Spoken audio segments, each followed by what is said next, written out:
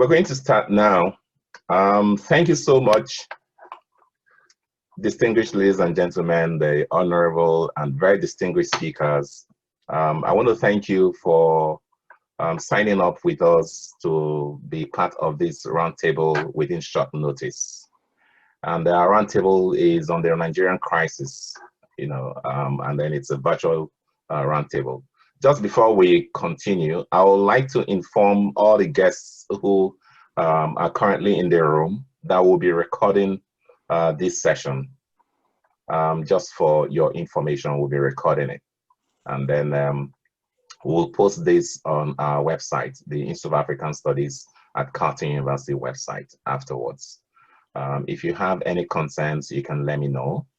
And then you can also, for the speakers, you already have our host's name, Femi Ajidahu is our host.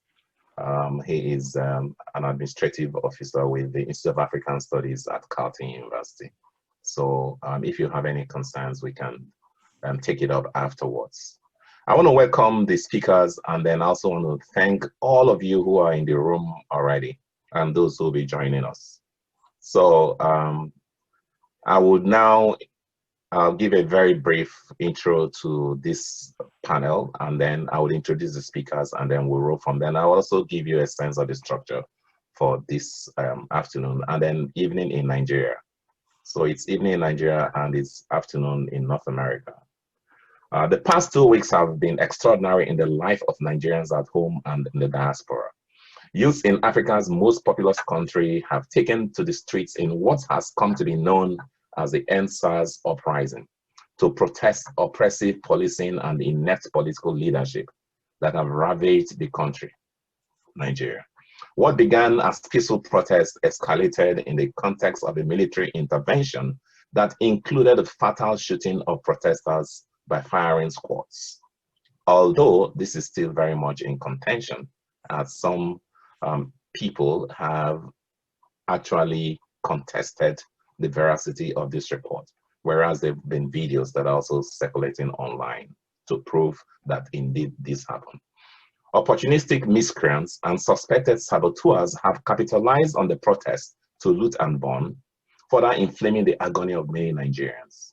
The international community has responded with condemnation of the shooting of peaceful protesters on October 20th at the Lekki and at the Alausa Toll Gates in Lagos, the sprawling commercial capital of Nigeria. Amnesty International reports that at least 12 people were killed and, quote, hundreds severely injured, end of quote. The United Nations Secretary General, Antonio Guterres, the Economic Community of West African States, ECOWAS, the US Department of State, and many world leaders have been unanimous in their censure of the tyrannical crackdown against youthful protesters and have called for full investigations. In response to the crisis in Nigeria, I thought that we should have this special virtual roundtable under the Institute of African Studies Umeme African Flashpoint series. Umeme is a Kiswahili word for lightning, the perilous bolt of electricity flashing across the sky, which demands attention and reactions, just as we are doing. Invited speakers for the Zoom roundtable, which is taking place at this time, 12 noon in Nigeria, in Canada, and 5 p.m. in West Africa, include, and then this is in alphabetical order, not in any order of distinction, Professor Obijofor Aginam. Professor Obijofor Aginam is Principal Visiting Fellow at UN University's International Institute for Global Health in Kuala Lumpur, and Adjunct Research Professor of Law and Legal Studies at Carleton University. Prior to joining the UN, Dr. Aginam served as Senior Academic Officer and Head of International Cooperation and Development Section in the United Nations University Institute for Sustainability and Peace, at the UN headquarters in Tokyo. Dr. Aginam has held tenured academic appointments in the Faculty of Public Affairs and Management at Carleton University and Global Health Leadership Officer at the WHO headquarters in Geneva, where he worked on the revision of international health regulations in 2005, and whose framework Convention on Tobacco Control. We also have Professor Bonnie Ibao. Professor Bonnie Ibawo is also Senator's William McMaster Chair in Global Human Rights at McMaster University.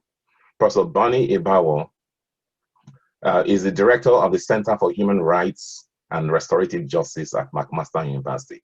He chairs the United Nations Expert Mechanism on the Right to Development.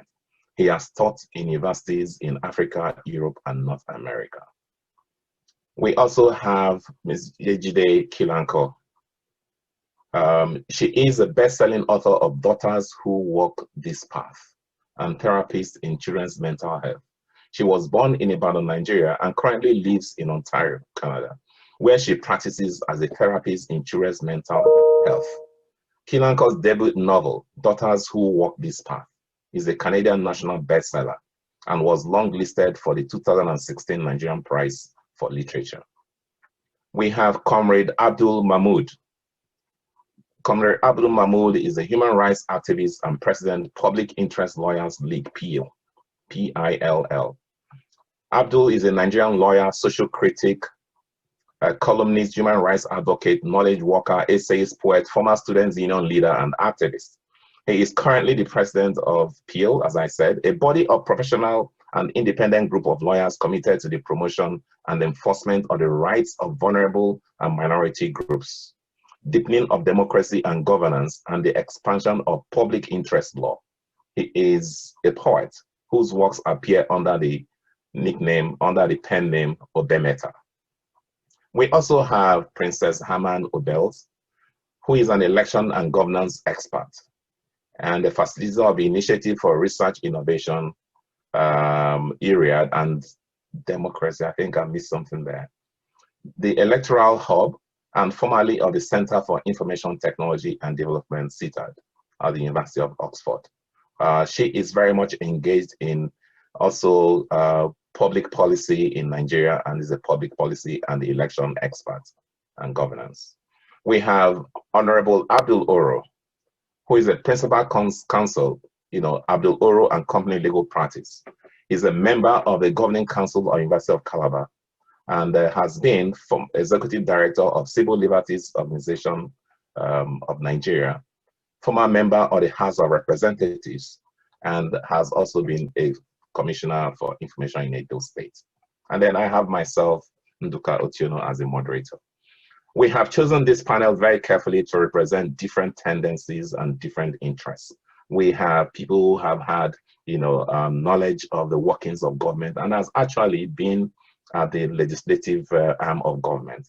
And we have people who have also been activists and who have led campaigns of the sort that we have witnessed, in terms of protests, against bad government or against policies and so on. And then we also have academics. So this is a mix of what we have, plus, of course, a writer. So very quickly with regard to structure. Basically, I have imagined this panel as an opportunity for a frank and brutal discussion about the state of the nation regarding the recent, and I say recent because I also imagine there's a sense in which this is still ongoing.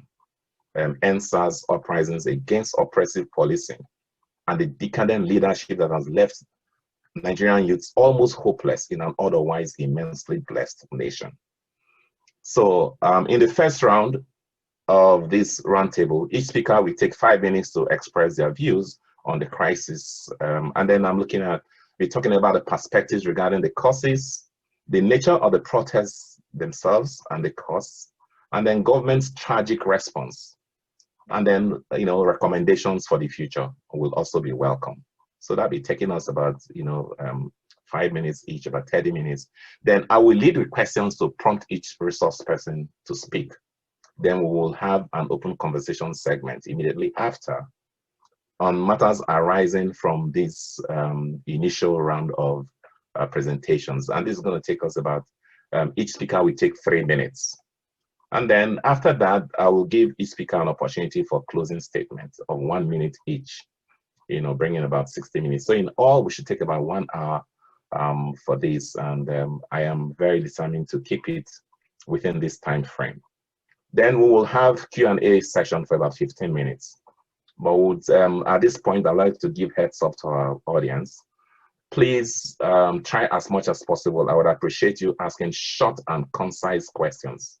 Or if you must make remarks, keep it really, really short, not more than 1 minute, max 2 minutes. And I hate to have to cut you off, as the last US debate had to do with the muting of the microphone in order to bring discipline. Some of you who are watchers of US politics will know what I'm talking about, and we won't mention any names. So we plan to stick strictly to time, knowing some of you have some other engagements immediately after. But as an organizational theme for this afternoon, we conceive it under the theme Democracy, Youth Agency, and the Nigerian Crisis. I want to thank all of you who have joined us from different parts of the world, from Canada, United States, Europe, and Africa, including our very dear homeland, Nigeria. Thank you so much for being part of this afternoon and evening. So we'll have to keep that consciousness. I'm going to request that if you're not speaking at some point, you're at this moment, if you turn on your videos, we'll see all of you who are in the house. But I'm going to request that if you're not speaking, would appreciate it if you turned off your video so that we can have more bandwidth for some of our speakers who are in places where the strength is not that much. No, speakers can leave their video if they choose to. We don't have any problems with that. Thank you, ladies and gentlemen. And then on this point, I'm just going to begin. Since we have this in alphabetical order, I'm just going to go along with the way the names are listed in alphabetical, of speakers in alphabetical order. So I would like to invite the first speaker on our list, Professor Odell for Agina, to give us a sense in 5 minutes of how you understand this uprising in Nigeria, the youth protests, NSAS, and its related issues, in terms of the cause, the very nature of the protest. And you don't have to talk about recommendations at this time, but you're free to do so. So 5 minutes, Professor Agina. Thank you, Ndoka. So it's now a scene to have your last name start with an A. Okay.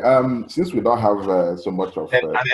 Sorry, Obi. I would have to when it's your time, I'm going to put a thumbs up. Okay. Just to give you a sign that. Yeah. Okay. Yeah. Okay.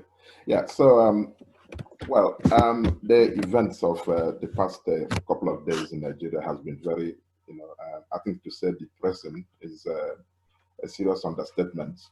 In the sense that any government that opens fire on peaceful protesters anywhere in the world, has committed a very serious crime. So that's condemnable. And I think I want to start my remarks with by praying for the repose of the souls of those young people who have been gunned down. Apparently just peacefully protesting within their rights. Having said that, I think we are all frustrated about our country, about Nigeria, and most times I always decline to participate in this kind of debates around tables because so much has been said, so much has been written, so much has been done, but unfortunately, you see this frustration, this depression in the minds of everybody who actually wants something to work in Nigeria. So if you ask me, what's the problem? It's just one word: it's leadership, and I'm sure that it's not contested. It's just leadership. So the disease of bad leadership in Nigeria, which has been a very serious ailment, since 1960, also has very serious consequences. So it's not just talking about leaders, but also I also ask the same question: why are Nigerians bad followers? So the crime of, or the sin of, or the disease of bad leadership also has, some unintended or intended consequence, side effect of bad followership. And I've asked this question so many times: why do we follow bad leaders? It's not an easy question to answer. People say, well, if you live in Nigeria and you see how hopeless people are, every 4 years, the so-called charade that we call elections, you see the same people who have oppressed, oppressed the masses, these people. Once it's 6 months to an election, all you see is the distribution of all kinds of, material, financial, gifts to induce, voters. So since Nduka, when we talked about this, you said, today is not a day for academic theorizing. Let us just think about, simple things. So I want to keep it simple. So the youth that actually have seemed to have woken up, a few days ago to do what they did. You ask the same question about the election last year, the 2019 elections, where you thought that life is not just about these two dominant parties, okay? The so-called APC, and they're not even political, but these are social clubs. That's what I call them. They're not political parties. These are agencies, social clubs where people just, use their platform, to loot the public treasury. So the same youths that are protesting, and now under the auspices of NSAS, the police brutality and all of that. You have the same question: why are you bad followers?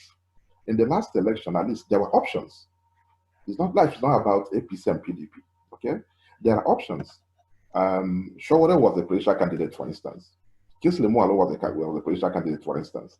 And I thought these guys presented options. I'm not saying they're going to win, but I wanted to see a sizable number of young people move in that direction, okay? It didn't happen. And I remember when I was having Kingsley Moghalu is a personal friend, when I was, discussing with him, and I said, he said, "Oh no, what I'm very convinced I'm going to get this done. I'm going to get this." And he worked on the platform of actually getting the young people on his side. So the key thing is maybe what has happened in the past couple of days gives me some reason for optimism. That something might actually begin to happen. In Nigeria. So if you ask me in summary, I would say that for 6 decades, in post-independent Nigeria, we've had this progressive decline in the quality of leadership. So if you look at the 1960s and 70s, and they take away the decades of the military dictatorship, and then from 1999, things have gone progressively, from bad to worse. And then as the political leadership is declining, you also have this, the problem that I alluded to, the problem of bad followership. So people jump from some of these political parties, so-called political parties, a situation where a group of men and women who 4 or 5 years ago, were in one political party, telling Nigerians this is what we're going to do, and then, the next couple of years, they just jump ship, okay, and Nigerians are clapping. I know what Opportunistic said, for instance, when some of these politicians jumped from PDP to APC and Nigerians were clapping. They're just looking for platform, okay? So platform to have access to the treasury, platform to loot, platform to seek rents, because I call them, these are rent seekers, okay? There are people who you see in Nigeria who have, in the past 40 years, in the past 4 decades, they haven't done anything for themselves. It has been from being ambassador to being a governor for 8 years, to being a senator for 8 years, to being a minister for this. So 40 years of seeking rent from the Nigerian state. That's what it is. So when that platform doesn't shoot them, they jump ship. They move to another platform. So maybe, I've always asked this question: why can't we have a third force in Nigeria? Why can't we have a third force or a fourth force or a fifth force, to neutralize all of this? So the area young people realize that, the so-called political class is the problem, and that's why we have these leadership problems. They better follow us. All right, thank you so much for that opening remarks. So I'll turn on to Professor Bao. I think from your opening statement, we can get a sense in which we're looking at the remote and the immediate causes of this uprising. And then when we think about even how long, the Nigerian police has been established, since 1879 that it was first established, and the kind of metamorphosis that it has undergone. We would like to see Professor Ibawo. What do you think? How do you see this crisis, with regards to police brutality? And is it a metaphor for underlining issues that has made the youth, even after government seems to have made some kind of concession or expressed intent, in dealing with the issue of police brutality and of SARS, with the promise to create SWAT, and the protests continuing? How do you respond to this? How do you say this? Thank you, Nduka, for the opportunity, and thank you to my other colleagues who've taken time out to talk about this. Nduka, like you said, when you invited me to this, and Obi has also mentioned this, today is not a day for academic theorizing. I mean, a lot has been written about this, and we all know where the central challenge lies: leadership, followership, and all of that. But I want to start by, first of all, sending my thoughts and prayers to the families of those who've lost their lives, and also to the youths. I mean, to the youths of Nigeria who have proven that they can lead this, and they can lead it well. I want to begin my intervention by trying to locate this particular event in Nigerian history.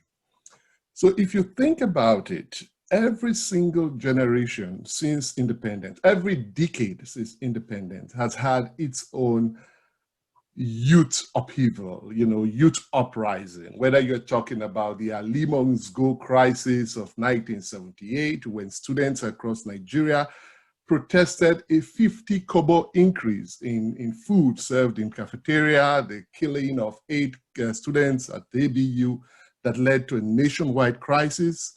In the 80s, we had the anti-SAP riots, a youth-led protest against IMF and World Bank-inspired neoliberal policies and state corruption under the Babangida era. You think about the 1990s, they gained a massive youth-led protest for June 12th election against the annulment of that election and the brutal way in which the Babangida administration repressed that movement. So if you think about it, and I've been thinking about this seriously, it seems that every decade there is this eruption by the people of in response to either corruption or misgovernance. But what happens is that these changes are still born. They never quite live up to the promise that instigated them. And so when I see what is happening, I ask myself, is this just the 21st century iteration of,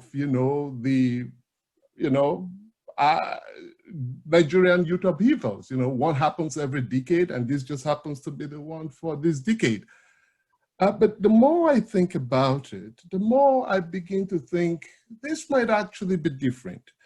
And I want to spend the few minutes I have talking about why I think this might be different and where I think this might go. Because we have to realize it is not the youth uprising that is the challenge. It is how does it then metamorphose into real change, into change in political leadership. We all know about the Arab Spring. It was an exciting opportunity. Many of us thought it would mark the democratization of the Middle East. It was a stillborn revolution. I mean, if you look at Egypt, look at Libya, nothing changed. Lives were lost, nothing changed. So I think the crucial challenge for us as those Nigerians and people invested in Nigeria, how do we make sure that this is not just, one more decade-long student youth uprising, the likes of which we've seen before? And I argue that one of the ways we can do this, and I'm really looking at the leadership of the youth here, this is different. Every other movement that I've talked about, whether it's the Alimos Go crisis, the SAP riots, the June 12th riots, was in response to a military dictatorship, which could marshal the force and the brutality of military force to repress it. This is the first major uprising we're having against a civilian government. Never mind that the person in charge of governance, the president, was himself a one-time military leader. And I think that is different because the state cannot marshal the full brutality of the security forces in the way it did maybe say against previous uprising. Although we see that that a little bit of that has happened. But of course, they're constrained. And so there's a possibility for change.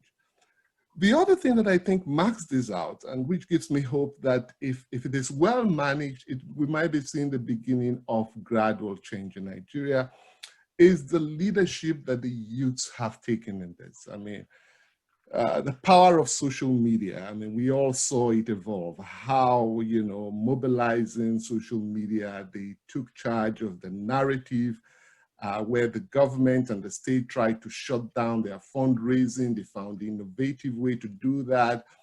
They held the government accountable, you know, across the world. And I have to give a big shout out to the women, the Nigerian women, the feminist coalition. I mean, those are the unsung heroes of this movement. I mean, when you think about what the feminist coalition did in terms of fundraising, in terms of driving, you know, we talk about this movement as being leaderless, but, you know, for opportunity unique, we are confronting a generation that is not hampered by the memories of the Civil War. So I am in that, you know, middle range generation. I was young when the Civil War happened, but I saw a bit of it. Now, my parents' generation saw the Civil War. And so I think for them, they were constrained in what they could envision happen. You know, I would hear my dad say every once in a while, well, it's really bad, but we don't want to go back to the war. And then our generation were cowed by the repression of the military. We know what military brutality could look like. You knew what happened when Buhari or Obasanjo or Babangida really went all out against the people. And so I think we too were, in a way, even in our SAP riots and our June 12 revolts, we're a bit constrained, you know, realizing that what the military has and could unleash on civilians. But we're dealing here with what I call the dividend of democracy generation, you know, like the born-free generation in South Africa that did not witness apartheid. This generation grew up in democracy. They are unencumbered by the fears of the Civil War. They are uncowed by military dictatorship, the memories of military dictatorship. And so for them, it's an opportunity to really see this uprising across the line in ways that our generation and the generation before us could not. And then finally, I think we are also seeing a generation that is less susceptible to the old tricks, manipulation and division along religious, ethnic, and tribal lines. So whereas our generation and the generation before us were steeped in that kind of political manipulation, that divide and conquer strategy, tried and tested divide and conquer strategies of the Nigerian political oligarchy, you find a generation that's almost impervious to that because they have social media friends across the board. And so when, you know, you see, if you've been following social media, recent events and attempts by, you know, some people to frame the movement as coming from one part of the country or not, you know, the youths are saying, no, leave us out of these, your shenanigans. We stand together on this. So, you know, just to conclude, I think here that in many ways, what we're seeing is not new. It's just the latest iteration of youth uprising that we see every decade. But on the other hand, if we look very, very carefully, we're beginning to see the stirrings of something new. And my hope is that unlike the Arab Spring, the lives lost, the momentum that the youth have gained does not filter away, and it can actually coalesce into a political movement that brings change to Nigeria. All right, thank you so much, Professor Bauer, for that, you know, very enlightening contribution. I think that the Arab Spring is a very, almost inevitably an echo, you know, that just shadows all that we have to say. And I wanted to quickly acknowledge the significance of the women. And then I thought that is also an appropriate moment. especially DJ Switch, you know, amongst others, you know, who had to be on the front lines, you know, as it were. This is one of those moments. There have been Occupy Nigeria, there have been the SAP riots, and so on and so forth. But we have seen, you know, within this generation, the millennials, you know, take their own destiny in their own hands. And so while acknowledging the contribution of our women, I thought we should just take a moment of silence to also pay tribute to those who passed, you know, who have been casualties of this uprising. So if we just take a moment of silence. Hear me? Can you hear me? Yes. All right. So I will now invite Yeji Kilanko, you know, to make her contribution. It just looks like Bonnie segued properly, you know, thinking about that was a woman that was going to speak next. It'd be nice to see how you see the female intervention in this, or any aspects of this uprising that you find from either as a creative writer or a Nigerian watching and then also getting involved in this way and in other ways from the diaspora. Yeji.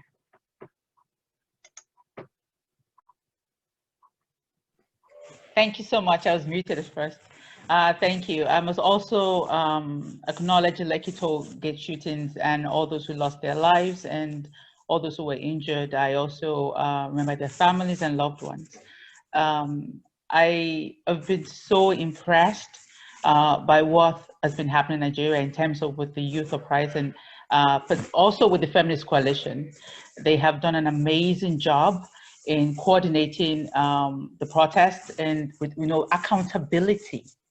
Like actually they're getting, they're posting, this is how much we've spent. It's a beautiful thing to see. Sure.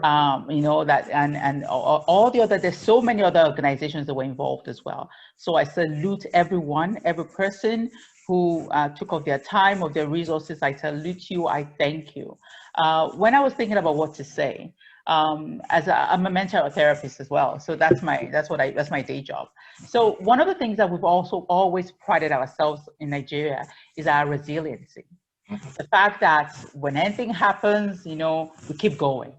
You know, people say when you get your back gets pushed to the wall, you turn around and fight. We go through the wall. But this generation is different.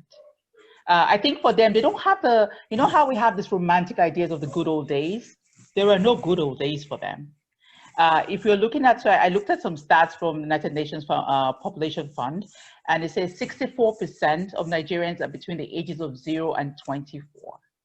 And so if we look at when, so that means they were born during their Abacha years. Nothing has been working in Nigeria for a long time. And so this set of, this generation, for them, there are no good old days to look back at. And they're living in real time. Things happen fast. They're not waiting for promises. And someone said earlier that, you know, yes, we do have a problem of followership, but we haven't taught the young people what are your rights and responsibilities as a citizen. Most people don't know because we haven't had a functioning democracy. Yes, we've had democratic government, but nobody exactly knows. They show up during election time, give money, give food, and then they disappear to the next time. Some people don't exactly know what their rights are or their responsibilities are as a citizen. And I think this is such a beautiful moment in time to say, okay, now what? If we're going to move forward, we need education. We need the people to have an understanding of what it means to be part of a democratic government or process, because they have to be part of it. And I think for this, what I remember, because I follow the Feminist Coalition on social media, and when they brought out a statement on last week Tuesday, a week now, saying soldiers are coming, please go home. They stayed. I was here just shaking like, oh, these people don't know who they're messing with, because I remember the Abacha years. I remember all the military stuff. So I was like, they need to go home, but they stayed because they're tired. A sense of hopelessness. There is nothing. Go back home to what? And I think that's what the government needs to understand. They're dealing with a different set of Nigerians. The different Nigerians are like, hey, we have nothing to live for. And even when I'm doing my counseling job and I'm talking to people who are dealing with suicidal ideation, one thing you're trying to build is hope. Right now, there is nothing on ground that is inspiring hope for them. So they're determined to seize their future in their hands. Mm-hmm. And I think one of the things that they've done for my generation and generations ahead is that, hey, the term sorosuke, the Yoruba term speak up. They're telling us our voices have been silent and muted for too long. For whatever reasons, whether we remember the military years and we're like, okay, or as somebody said, every generation or every decade, a protest happens, nothing happens. But the truth is we have a big opportunity here to make a big difference. If we can't be home, we can support. We can financially support, we can support with resources. So for me, it was a very emotional day last week. Very, very emotional day. Because I'm the mother of 3 youth, 3 people, I have children within that age range. And it was just breaking my heart. Like all they're doing is fighting for their future. So I am really hopeful. I'm really hopeful that this movement will gain traction, and then it would spill to them becoming part of the democratic process. Because we've seen that if you stay in the streets, other people's agendas are going to come into, and they're going to take it over. And then there's a real chance for anarchy. And once we go that route, it's going to be very hard to turn things around. So are the people in the political parties, are they going to make room? Maybe they may not, but maybe they need to create their own parties. So I think this is a very crucial point for our democracy, for our country, that we have to think, okay, let it not just die. We need to use this as an opportunity to move forward. So I'm very hopeful. I'm determined to hold on to hope, because I think the alternative for me is I don't even want to go there. Well, thank you so much. I think you brought a very important perspective to this conversation. Very often we take for granted what we regard as the Nigerian resilience. And as a matter of fact, the new novel that has been announced, that has been published or is about being published, that Professor Wole Soyinka, the Nobel laureate, has completed, is called Chronicles of the Happiest People on Earth, which builds into that idea of the Nigerians' capacity almost to make light about everything or to produce humor out of the worst scenario. And I think some of you know the allusion to the happiest people on earth and how this pertains to Nigeria. We are fortunate in this panel to have somebody who had been a student leader, former student union leader, and an activist who has been very much involved and had actually presented Shawari in his travels, over the Revolution Now movement that he also tried to propel. And he is currently engaged in preparing NSAS petitions for judicial panels of inquiry in Nigeria. I would like to invite Comrade Abdul Mahmood, to hear your perspectives as someone who has been in the trenches and also who is currently, networking with this group of young people, and then also works from Abuja, where you have a certain kind of perspective of policymakers. Over to you, Abdul Mahmood. Yes, thank you very much, Nduka, and good evening from Abuja to my fellow panelists. I'll preface my remark first by looking at what I consider as the two phases or two forms of the Nigerian crisis. For me, it exists at two levels. One is governance and political crisis, and on the other hand, we have the economic crisis. For the governance crisis, we see the failure of governance in our country for decades, for decades now. And we have also experienced the hollowing out, of what many describe in our country as, as democracy, and more fundamentally too, the failure of politics itself. I agree with the two or three previous speakers. NSAS is an omnibus, a downfall, a malware, to put it more graphically. We had activist young Nigerians who were driven by different agendas, all rolled into what we now describe as the EndSARS itself. EndSARS as a movement did not start 2 weeks ago. It began in 2016 when a young Nigerian, Segun Awosanya, began the campaign to end the activities of SARS in Nigeria. And for some of us that have followed the EndSARS, I had the opportunity of being the lead attorney of the EndSARS when we started in 2016. And the campaigns and activities of Segun's group, which led to the birth of CF. I think I need to stress this point. There were two fundamental groups involved in the current campaign. You had the more moderate social intervention advocacy group led by Segun Awosanya, and the more radical feminist coalition. We saw the division between both groups, at the level of social media, in the heat of the protest. But I think it's also important for us to give some kudos to the betters, of this movement that sustained the struggle for 3 years, a struggle that led to the constitution of a presidential panel 2018. We forget that.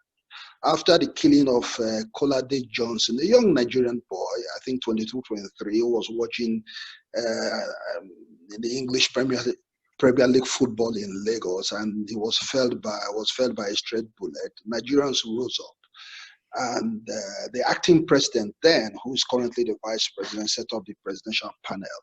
The presidential panel submitted its report, I think 18th of June 2019. For 1 year, the government did nothing. The government sat on its hands, on its palms, virtually trashed the report of that presidential panel. Let us not forget as well, some of us had the opportunity of appearing before the presidential panel.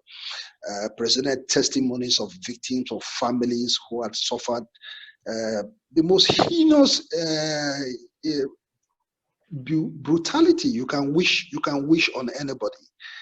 But unfortunately, the president didn't release a white paper on that report, and nothing happened until 2 weeks ago, when the incident happened in that provincial city of Ughelli in Delta State, which snowballed into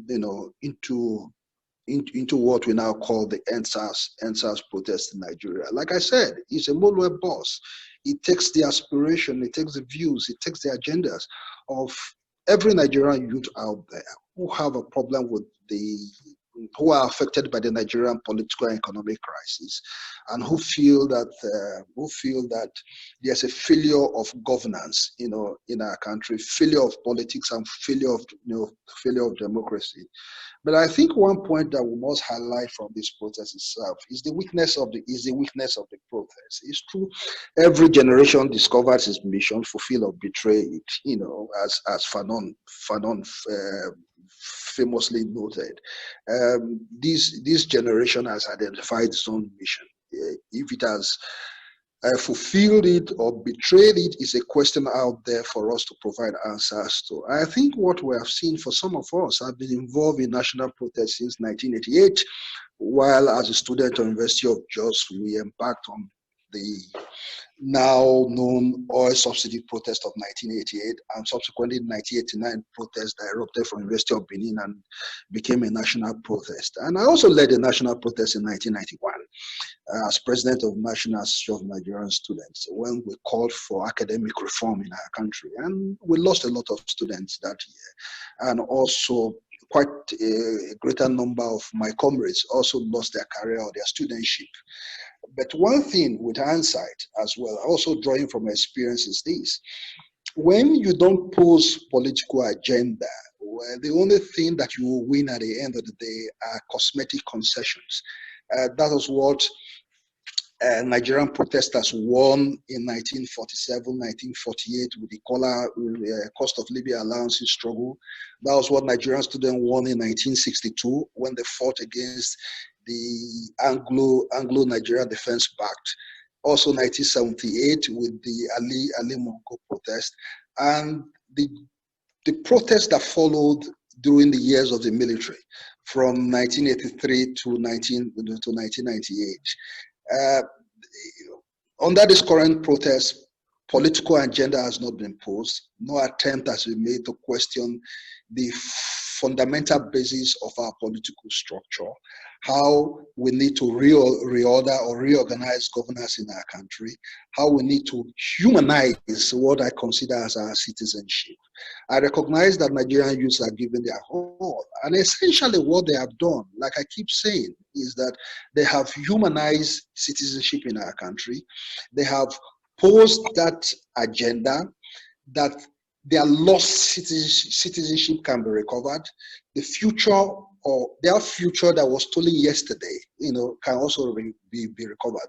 But to what extent that all of these, has been recovered is out there for us to provide answers to questions that follow. But I think for me, look at what is important as well. And I think it was Bonnie that highlighted it, that we should not try and attempt to theorize, our conversation here. Perhaps it will also help us, going forward. How do we begin to center the role of the two publics that Professor Eke mentioned, theorized in 1975. He argued about the existence of two publics. But if you look at the governance, political governance, economic crisis we have in our country, I begin to doubt if we still have the two publics, if the civic public still exists. What we now have is, the primordial public that is not driven by morality. I think that is what the agitation is about, to enthrone morality in our governance space, to make those who wield political power in our country to become more responsible. I think these are my initial thoughts. Well, thank you so much, Comrade Mahmoud. You brought in a lot of perspectives, historical as well as one who is very much engaged in the process.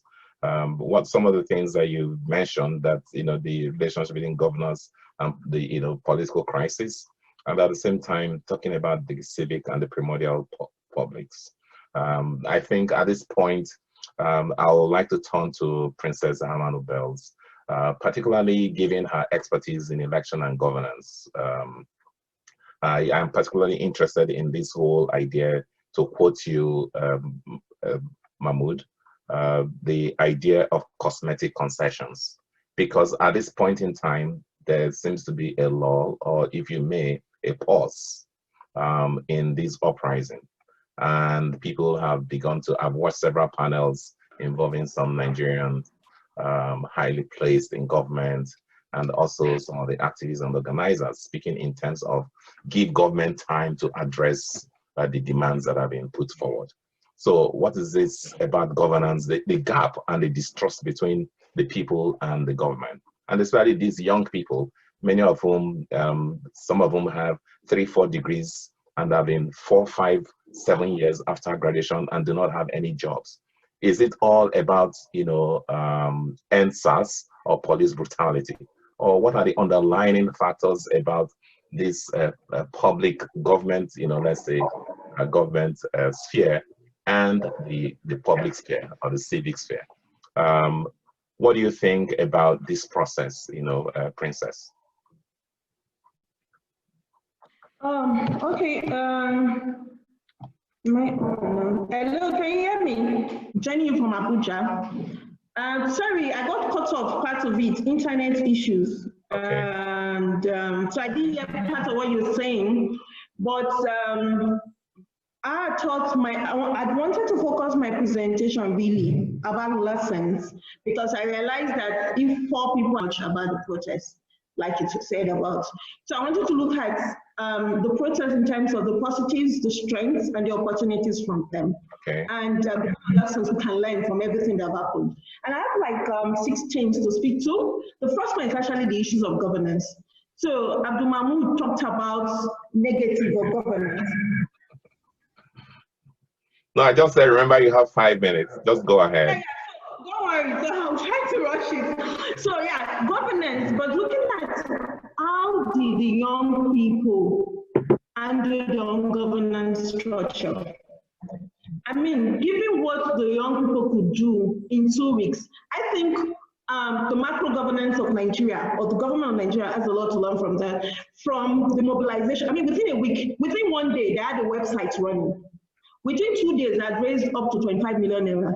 I mean, within a week, they had 75 million naira. It's not just that they were able to do all of this, it's also the way they're able to engage at the different state level. So, feminist coalition driving this, and the fact that the way they also permits accountability and transparency. They didn't just collect money and kept to themselves. They were informing everybody, this is what we have, this is what we're spending. They also tell you the line items they're spending on. And these are the things basically the protest is also about. I mean, the struggle for good governance, which is what we got, and they showed from their own parties that it is possible, and it's something that we can learn from.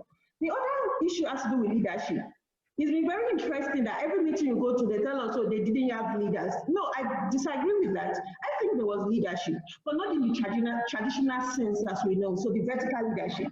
It was more for horizontal leadership and a more decentralized leadership. So you had leadership across the states.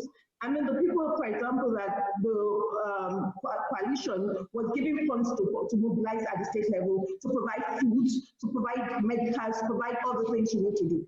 Then, even in terms of managing, putting on course the lawyers, the pro bono lawyers coalition, also the medical coalition to support the whole process. So there were people organizing all of this. It wasn't a person, it was more like a group of people, and it was more decentralized. Then the other thing we have to look at actually is also the internationalization of the protest. So you had the protest going on in Abuja, and before you knew it, it was all over the world. All Nigerians anywhere in the world was protesting the same thing.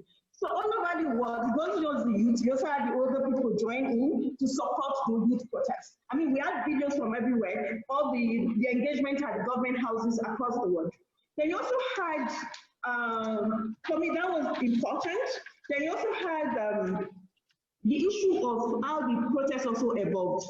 So you had a demonstration for 2 weeks, where you have more educated Nigerians from Twitter move to the streets and continue. Then government comes in with suppression, violence, and all of that, and the educated ones retreated. Then you had the proper uprising, with the poor masses taking over, with all the videos you see with the, and for me, this was another positive. The discovery of all the palliatives that should have been shared during the lockdown that weren't shared. And now people are not getting what belongs to them.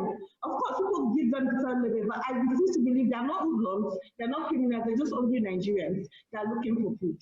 And for me, that's another good thing that came out of this protest, that we're able to open up this otherwise eating material for the common masses. The another issue I also think about the protest is the role of women. You know, you cannot overemphasize this, that it also links to this idea of this general struggle for women inclusion in governance. I mean, if you see the way the young women took on this, if you talk about EndSARS movement, you cannot go away from the feminist coalition. You cannot go away from DJ Swish. I mean, she gave us a live streaming of the Lekki massacre. And for me, this is clear enough a reason why we should actually start considering giving us parity in terms of governance, in terms of that table. More women need to come on the table, because you can see what women can do when you give them space, you know, to perform. Then I also think, for me, the negative part of all of this is the reaction of the regional bodies. I think ECOWAS didn't react enough. They probably wait for us to have total mayhem and breakdown before they react. And when the chair of ECOWAS, the president of Ghana, will react, it was through Twitter. That was really poor. I mean, there was no official release to say that, okay, this has to be done. It's for his Twitter handle, and possibly it's not even managing the Twitter handle. So inform us how this is what you did. You spoke to Buhari, and this was what Buhari told you. I thought that was not good enough for a regional body. Then finally, what I want to also emphasize is the issue of justice and accountability. I mean, you can't get justice without accountability, and which is really the focus of the whole protest in the first place. And I think going forward, this is something that needs to be pushed. Women already in Nigeria are doing that today with Women Arise and demand for accountability. So accountability will help to give closure to people that have lost loved ones, but also help to also give youth hope that yes, their voices were really heard. Thank you. Oh, thank you very much for that very interesting contribution. It would appear that from one speaker to the other, we are taking various perspectives of this whole crisis, looking at it from the past and the present. And you have raised, very important issues about the accountability and the mass-driven nature of this protest and how well coordinated it's been, and the kind of sacrifice. One of the most touching for me was, children who were hawking things, street kids who were hawking things, who gave away their pure water sachets to the people who were in the street, protesting. There's so much about the Nigerian character that has come out from this whole protest that we cannot even begin to scratch at this point in time. But I would like to invite the next speaker, who fortunately has been involved, with the June 12th protests. We seem to have looked at how much has happened, that within the millennial, June 12th, is now more like, in fact, it is, a 20th century protest that has receded in our memory. But our next speaker, has worked, with a civil liberties organization, and has also been part of the legislative arm of government as a member of the House of Representatives. We should remember that one of the demands of the protesters is also the emoluments of the people who run the state, especially the House of Representatives and the Senate. And today, I think I read a report about some decision being taken by government about some former governors who were also receiving some benefits while also serving as either ministers or some other thing. So I would like to invite Honorable Abdul Oro to provide, more perspectives to this Nigerian crisis. Abdul, over to you. Do we have Abdul there? Honorable Oro. Yeah. Yes. Thank you very much for the opportunity to make my point. Well, let me first of all say that the End SARS protests has raised very profound issues about our governance, about our lives, everything. I sat back and I was looking at the posters, the placards and the posters, and one of them struck me, and that is to say, one that said, "Our Mumu don't do." It's like saying enough of our timidity, enough of our passivity. This is the time for us to sorosoke, to speak out. We can't continue like this. And I think that has been the driving force of all the various campaigns, as brilliantly encapsulated by Mahmoud, because we have all been part of all of them. But this one has raised issues about restored our hope, because at the point people were losing hope, people were no longer talking about Nigeria. They were talking about their various centrifugal interests. Nigeria was becoming gradually diminished. Now our youths are saying, we see a big country with great potentials. It is our country. We intend to take it back. I was very happy with that. And I was more happy because my 4 children, all of them born during the crisis, the last one is 20 years, were participating. They were all part of it. And then when I didn't know initially that they were part of it, then I saw my son's interview. Also at time, well, you all have my support. And then there is also the question of our citizenship, which somebody has mentioned.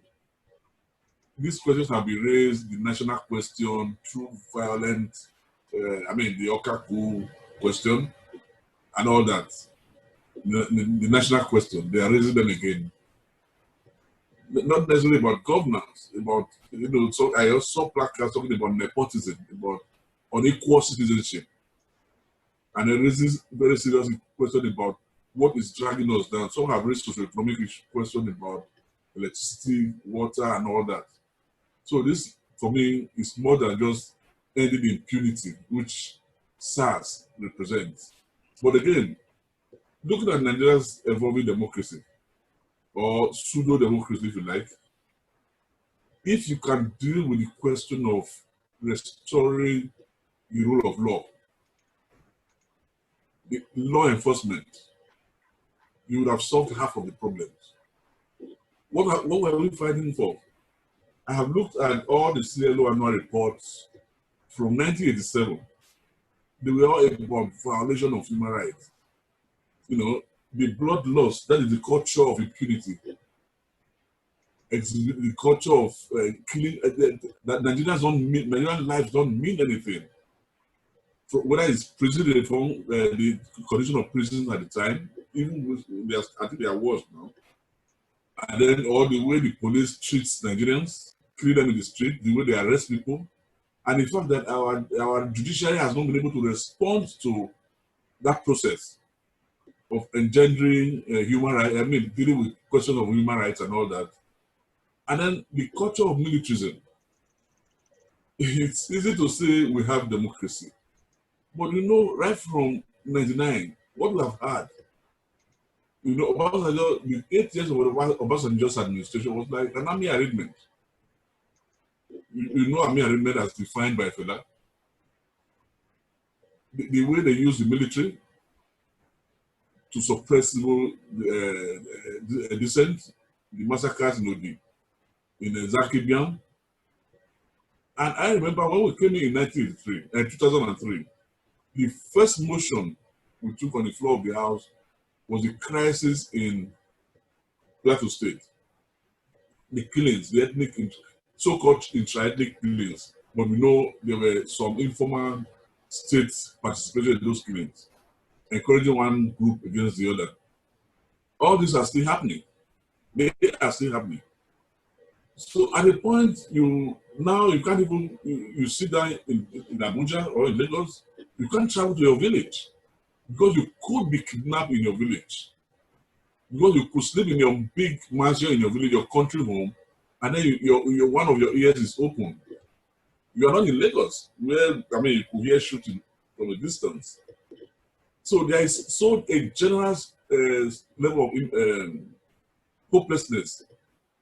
So people were losing faith in Nigeria. They were losing faith, not just in the leadership, in the fact that this country can survive.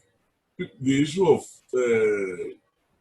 state failure became more pronounced.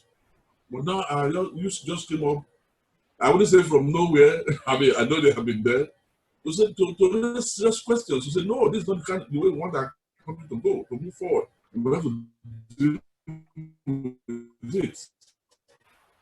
I think they have even succeeded.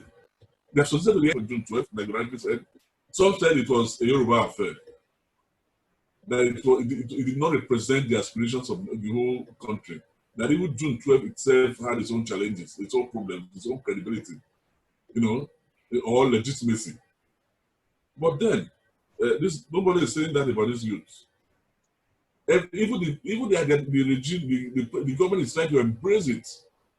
To say, the questions they are raising, that all the governors who were holding away COVID-19, they are suddenly coming out to say, we embrace the questions you are raising, but this to end SAT, to do this, to do that. But we know that our law enforcement cannot continue to operate this way. We must deal with it. And it's not going to be through SWAT. You know, under the military administration, they had the special forces and special, like the River State, the one they used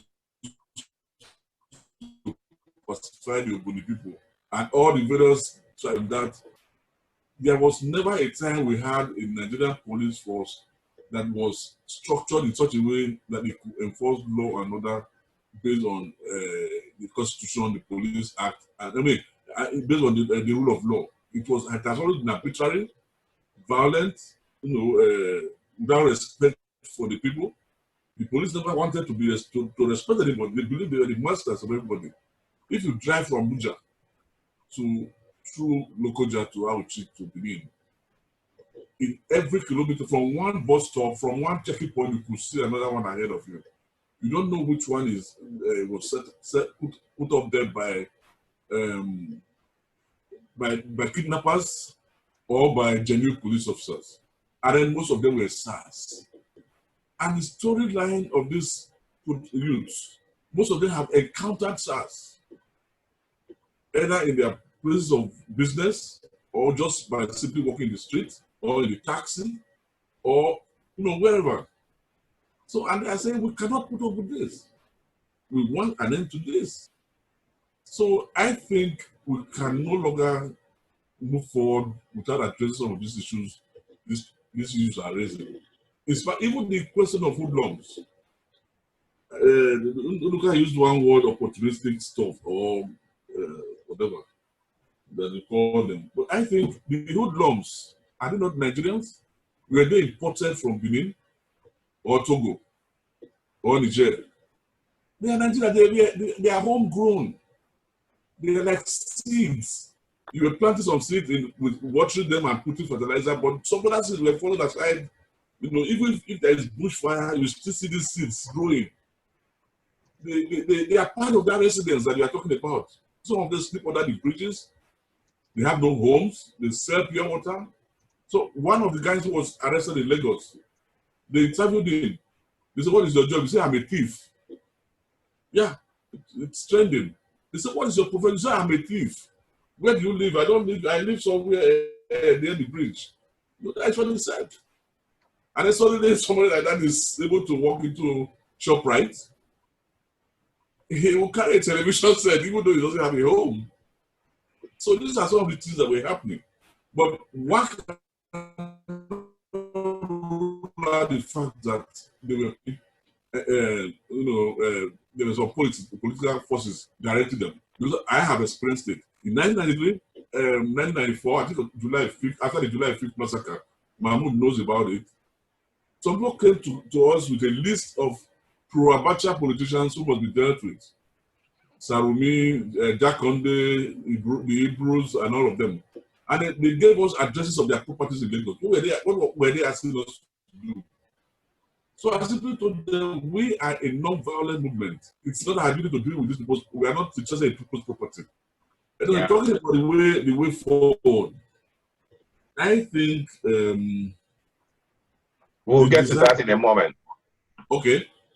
So I think the fundamental questions that have been raised by it's not just about ending violence, police violence, but I think that is at the heart. That is one of those problems that are degrading Nigerians' democracy, that are making it impossible for Nigerians to embrace even the concept of democracy, because the police, the law enforcement community, the absence of the rule of law, the rule of impunity is standing in the way between Nigerians' enjoyment of their democratic or attaining their democratic aspiration, or try to look back.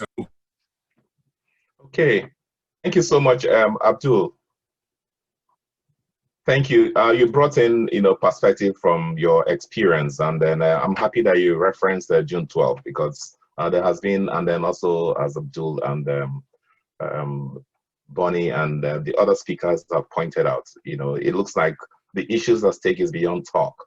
I wanted to point out one, because questions are asked. We have friends and colleagues who are in this room right now who are also interested in knowing the difference between this anti-SARS, the uprising in Nigeria and SARS, despite the fact that the state had taken its own initiative, as it were, or in response, said, okay, no longer special anti-robbery squad, SARS. What we now have is special weapons and tactics, SWAT. And the guy said, no, enough of this. So despite from the different contributions so far, it's obvious that SARS, end SARS, hashtag and the uprising is actually a way that youth has seized agency, to say we also have a stake in this country called Nigeria. One thing that I thought we should quickly point out is a compassion that has been demonstrated.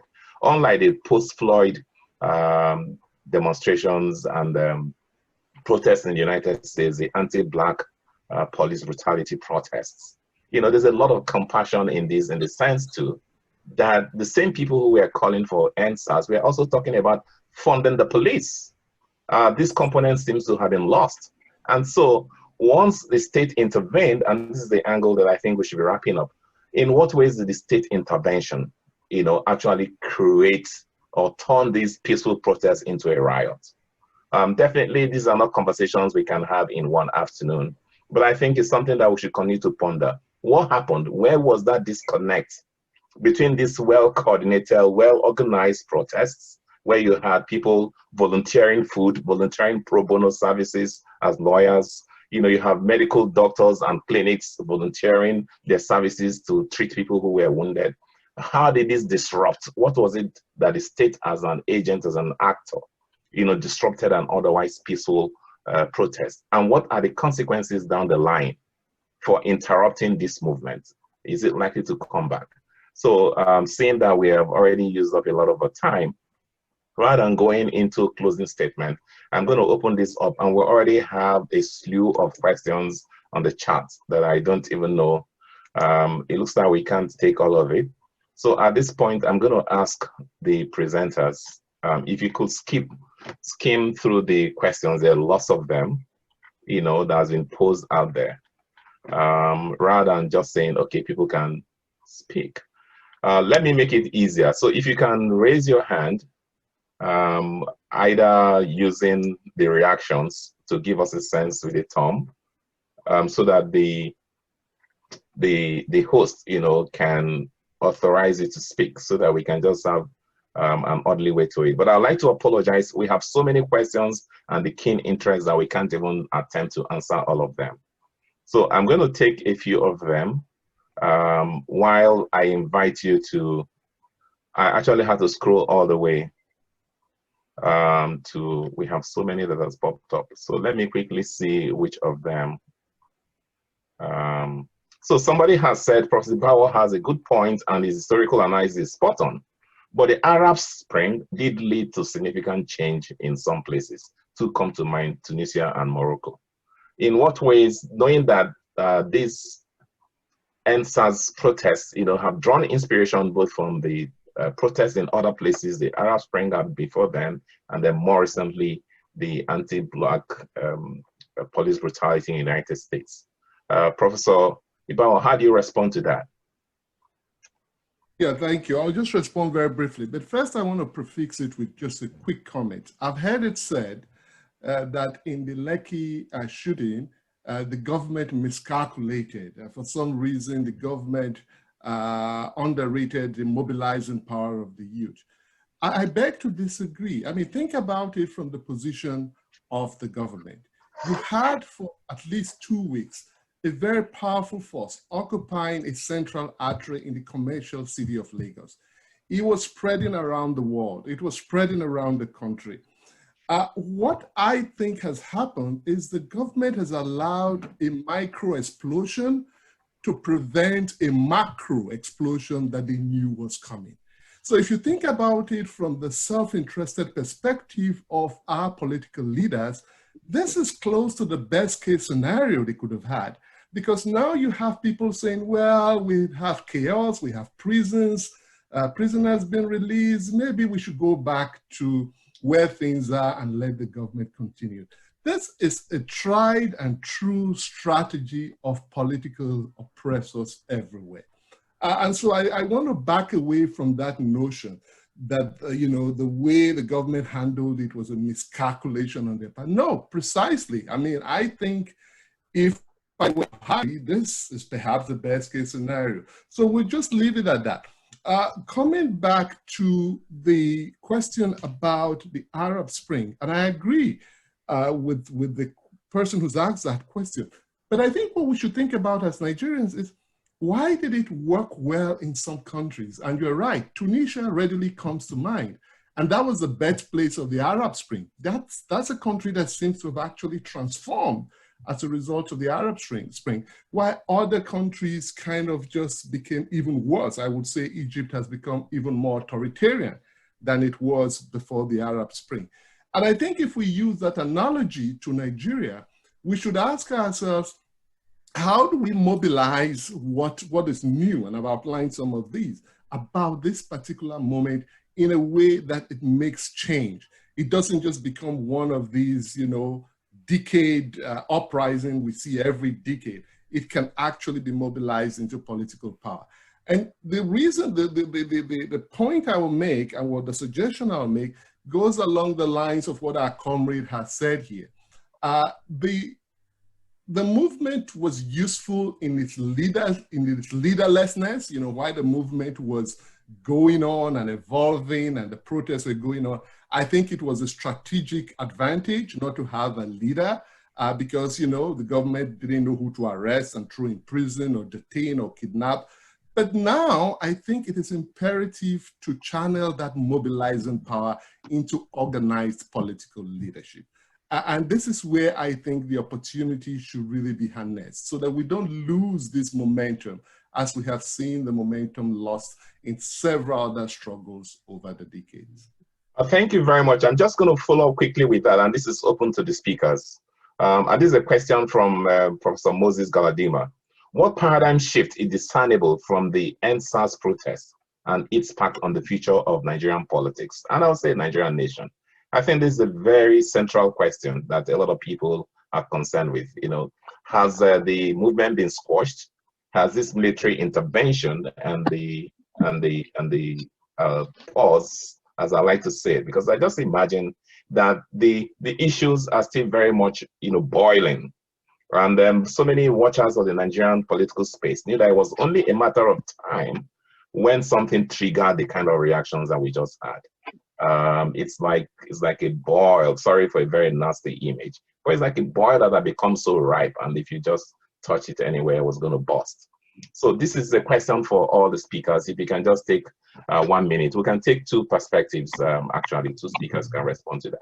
Okay, we have people in the house who want to respond as well.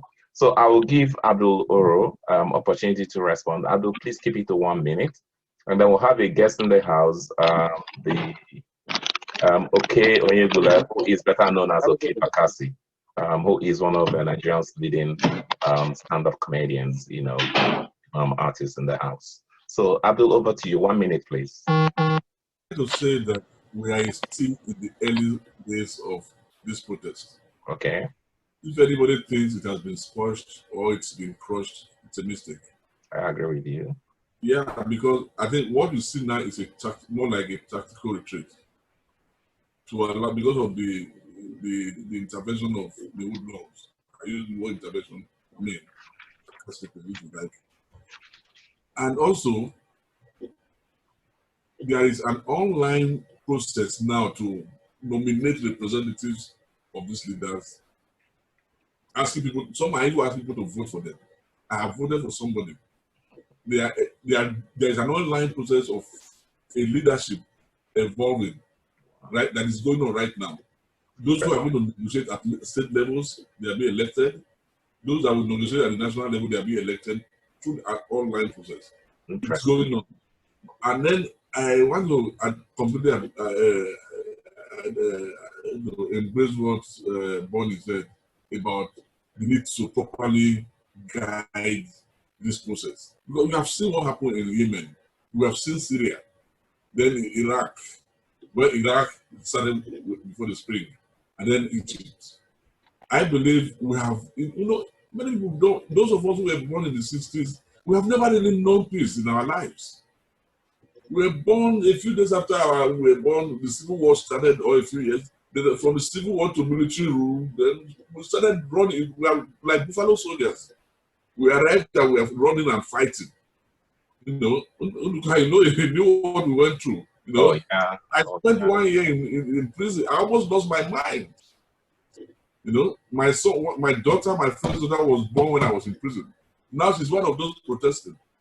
My first son, who was born about a year old plus before I was arrested, he's also one of them. The last one who was came in shortly after democracy was restored. It's also part of it. And all of them have had experience with SARS or a problem here or the other.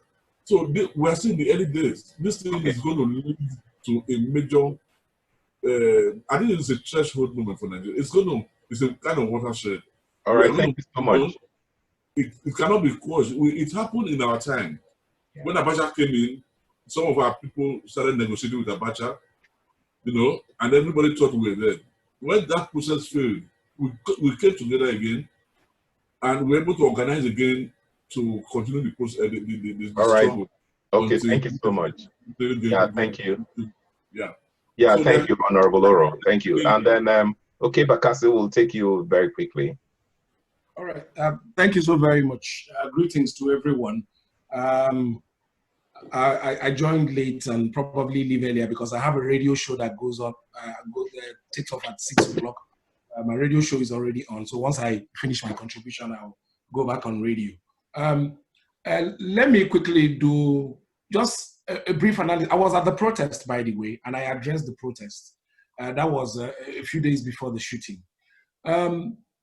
Why was the protest very successful in terms of the number of people that were mobilized? One, government, as we all know in Nigeria, has silenced organized labor. Two, religious leaders have had, prior to that time, become unreliable. Forget that during the protest, they started aligning with the youths. But before the protest, they had become compromised too, because a lot of them were not really speaking. Not a lot of them were talking.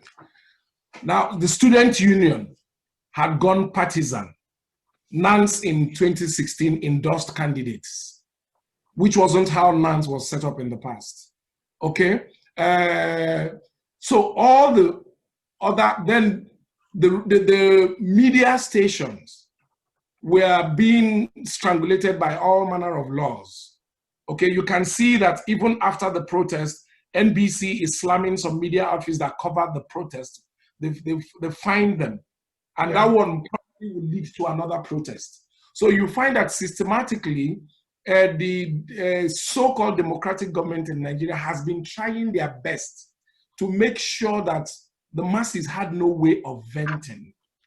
Now, the National Assembly, you know, as we know, we are still contemplating the social media bill to kill social media and as a way of dissent. Yes. So it's like shaking a bottle of pop and not leaving any opening for the gas to escape. So it's either at some point it was going to blow the container or blow everything apart. That was the situation we were before the protest, which was why the people, young people, decided, you know what, we don't want anybody to speak for us. We just want to speak. We just want to talk. And that was why it looked like in the beginning of the protest, there was no defined leadership. It was designed to be that way, because if you had leaders, they would have been compromised in the early stages. Government were frantically looking for leaders to negotiate with, okay? And at every point, the protesters just wanted to be heard. And there were a few things that government could have done better. Because prior to them sending the military to shoot people at Lekki, those who were the same people who were, let me put it that way, the same people who were behind the protest were already seeing the fact that thugs and hired hands were gradually being injected into the movement. But the movement had become so big, in fact, bigger than some of the people who were in the forefront, that at that point, it was a case of, okay, even if we wanted to back down now, how do we do it? And there were a series of steps that government could have taken wisely.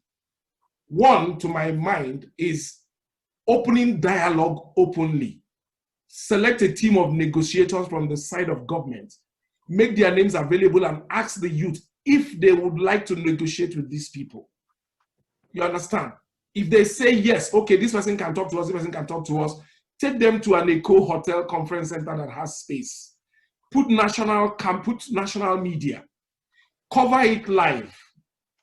The process of negotiation. Tell those at Lekki Toll Gate, while they are still at Lekki Toll Gate, bring some people, come over to Eco Hotel, let us talk in front of the cameras. They can see the process of negotiation there. Create a semblance of seriousness, because the people just wanted you at that point to listen. But that is one of the ways, but let us leave all that for now. What is the movement has not ended, like the last speaker rightly pointed out. It's a tactical retreat, okay? Because a protest whose time has come, you cannot stifle. Even if you shut people up by force and you refuse to solve the problems, it will still fester. So what do we do to realize this new Nigeria that these young people are agitating for? One of them is that the diaspora people has a role to play. This is my final submission. Okay. The diaspora people have a major role to play because the Nigerian government cannot change itself. If anybody's thinking that government will change itself, it's not possible. It has not worked anywhere. So government cannot change itself. The people in diaspora, the government officials strive in whatever they do because they have a second option, which is to run abroad. A dual election was allowed to succeed because the international community revoked visa of some government officials. So they hands off their traditional region. Okay. So if people in diaspora take up this struggle and make sure that our politicians can find a safe haven abroad, then they can pay attention to the problem at home. Thank you very much. All right, thank you very much, okay. At this point, I can see that there are a number of hands raised. You know, Mahmoud wants to speak, Father Henry wants to speak, JP wants to speak, Korede Olujira wants to speak, and there are a whole lot more others. And then, unfortunately, we're not going to be able to take all of that unless we decide that we're going to have, and this is what I'm proposing, we can have a formal end, you know, where we say formally, and then those who want to leave could leave. And I'm happy to take a whole lot more of these conversations up to some point so that we would have brought it to an end officially, but or almost an end. Thank you so much, okay, Bakassi. But I wanted to use your presence here to quickly also point to the role played by celebrities in the EndSARS protests. I guess it brought a lot of gravitas in different ways. But before we all move further, I wanted to also bring to our attention something that is so touching that has been posted by one of the guests here. And then it says that DJ Switch, you know, his life is in danger. And he's asking for any ways in which any group of people, NGOs outside of Nigeria could help. What role could be played, you know, towards supporting her? For those of you who have joined or didn't get to know earlier, DJ Switch is a young Nigerian woman activist who accidentally, you know, streamed some of these events, the attacks, you know, the military invasion, which has been contested. And she's been out, she has posted a video, is on Sahara Reporters and a few other outlets explaining the situation. And then I think I would send that mail afterwards, and then we can see if it's possible and what ways that we can render assistance. And then there are a whole lot of other questions which I'm not going to deal with. So what I propose that we do right now, seeing that Abdul, you wanted to speak, but you get a chance now. One major aspect of the afternoon is recommendations, so that we don't end up as, you know, a talk shop. You have already started, okay, Bakassi, by suggesting that, and the various speakers have also highlighted, Abdul did, by saying that we're still in the early days of these protests and that mobilization organization is taking place. What would be, I'm going to give each of the speakers 1 minute each, and please don't take more than 1 minute, to tell us, in your opinion, if you want to say, what are the recommendations, you know, for advancing this conversation that has been forced into the national limelight by these millennials, you know, pointing to so many other things, you know, the endemic corruption and other aspects of the Nigerian state. You know, some have talked about restructuring, you know, funding civil service and so on. In other words, there is, you know, a movement towards a comprehensive reform or comprehensive reforms of the state in significant ways that will bring a new dawn and give hope to the young people. So 1 minute each, in fact, 30 seconds. What are the recommendations that you might offer? And this is to our speakers. And once we take these recommendations from the speakers, I'm going to say 30 seconds each. We're going to give opportunity to those of you who have raised your hands to ask your questions. And I will begin with Father Henry immediately after this is done, and then I will just move on. Without any other, does any of you want to go first? I would say, Comrade Mahmoud, you know, you had your hands up early on. Could you take on? Yes. Right? Yeah. Yes. 30 seconds. We're running out of time. Yes. Yes. In 30 seconds, quickly. Let me just take off from where Bonnie stopped. The Nigerian nation state wasn't interested in engagement right from the word go. I, by accident of history, you know, I was invited by young or youth in Abuja. I marched with them in the very first march that took place 2 weeks ago on Saturday. I was with them until they were attacked that night at the force headquarters. The Inspector General of Police had the opportunity, with over 2,000 Nigerian youths converged on the forelawn of the Nigerian Police Force headquarters to address Nigerian youths. He refused to do that. But for my presence, the presence of Aisha Yusufu and a Nigerian journalist said, Dayo Ayeton, the youth would have been attacked. When we sauntered into the precinct of the force headquarters, we had ACP Akwerebo, who incidentally is from Edo State like me, backing orders at his men to open fire on any protesters that come close to the force headquarters. But of course, he stood down on his orders simply because we turned up at the right time and cautioned him, you know, over the remarks he had made.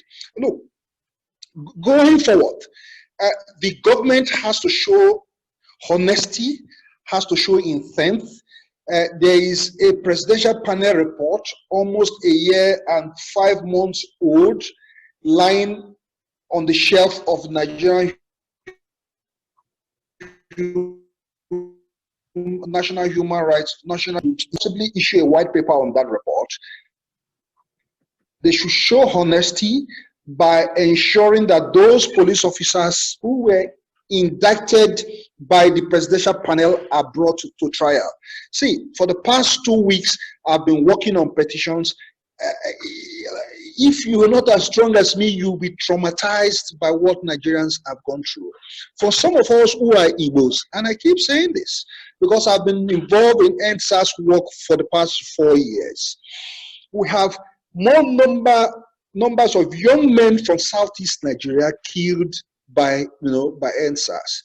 Incidentally, of the 12 cases I'm dealing with at the moment that I'm filing only in Anambra State, 7 of the victims of police brutality were the only sons of their parents. So it goes to highlight the depth of grief that now confront homes in our country. And I've been saying this for the past 2 weeks. State governors who have been given the responsibility by National Economic Council to set up judicial panels of inquiry must also show honesty. Apart from Lagos State, of the 15 state governors that have announced judicial panels of inquiry, they have not done that with instruments. What they do is issue mere press statements. The Commission of Inquiry Laws of these states insists that before you set up judicial panels, you must come out with instrument. What is this instrument? It's a legal paper that says that I, Abdul Mahmoud, for example, governor of Abdul Mahmoud State, exercising my powers under so law, hereby set up the judicial panel of inquiry. So if we have cause to challenge the report of the judicial panel of inquiry, there will be the legal basis for us to do that. The way we are going about it, it looks like a jamboree. It looks like a jamboree to us. It looks as if the government does not have sincerity in constituting judicial panels of inquiry. But like I keep telling my younger colleagues, because we have the same lack of good intention on the side of governors, does not mean that we should not go to these judicial panels of inquiry. I'm an activist. I always insist that any platform should be used as a theater for struggle. And that's why next week, I'll be in Anambra State, I'll be in Ebonyi State, I'll be in Enugu State, challenging some of these police brutality. But the way forward, I think Nigerian youths have not been cowed. What they found as a result of lack of leadership was an end point for their struggle. For some of us who studied, who were part of the struggle, fatigue had set in at the tail end of the second week. So the presidential broadcast was more or less the end point of the struggle. But people have gone underground. If the government does not show sincerity, does not show honesty, there's the likelihood that Nigerians will erupt again. Thank you. Thank you, Duka, for having me. I got to run. All right, thank you so much. I think that you know, the kind of work that you're doing is so valuable, and as indeed other people. Abdul, 30 seconds, please, not more than 30 seconds.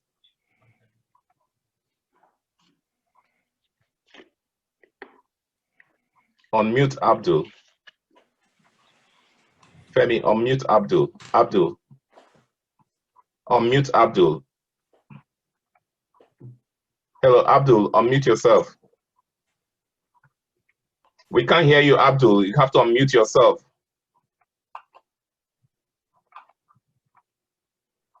Oh, yeah, go ahead and unmute. I can still see you muted. Yeah, I can unmute now. Like I said, the government will never negotiate voluntarily. So they have to be compelled to negotiate.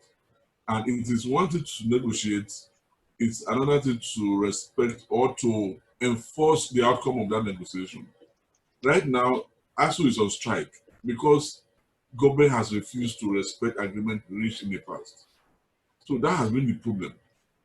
Well, the issues are so many. They are so. I mean, the problem. One of the mistakes we made in our struggle in our days is that we did not have a political agenda. We did not, because at the point power was in the streets. You know, power was in the street. We could have taken it because the military was weak. People were asking people to stay at home, and they would stay at home. So, I mean, at that point, but we didn't have a political vision. I think those who are coming now should clearly know that nobody will get dash them power. Nobody will say, hey, but the benevolent spirit somewhere say, look, take power. It should be part of their, it should be part of the agenda right from, it should be, if it's not part of the agenda before, it should be now. Because if you can run your small business, if you can run your family, if you have, I mean, how old were we when we started? They keep talking about, oh, many of these military officers who were oppressing us were about our age, but they had a gun. We didn't have a gun. Dabo Bakery, when he came to Lagos, told us, he said, look, if the door is shut against you, enter through the window or break down the door. You know, KLFI is a governor. He was with us. We have had so many of them in parliament or everywhere, you know. And then, of course, we have those who were fighting us still in government.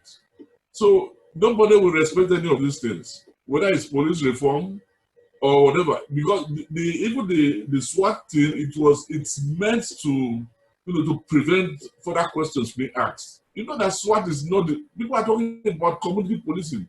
People are talking about state control of the police. You know, people are talking about so many other fundamental issues about how to control law enforcement in the rural part of our country, because the present system has failed to secure the people. All right. And then about creating another monster, you know, to enforce the failure of one monster. You know, okay. So these are issues. I believe they should have a political agenda. They should not think the government will be benevolent, or that the government will listen to them, or we enforce whatever they are going to say, or we respect every agreement, whether by the state government or the federal government. They should fight for everything, every inch of the way. And I know. Yes, thank you, Abdul. I agree with you to a large extent. You know, I think pretty much what is lacking in from the June 12 protests and the rest of them is the absence of practical politics by the activists, you know, on what to do, how to move the protests beyond the streets, you know, into the chambers of authority.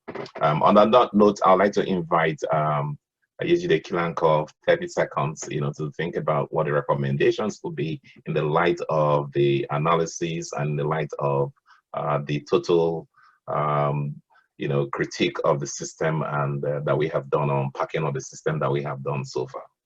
Okay, so like others have said, I don't have any confidence in this government to do anything, or even on all those who've been in political power for years and years, and they've done nothing, because we're asking them to change a system that they benefit from.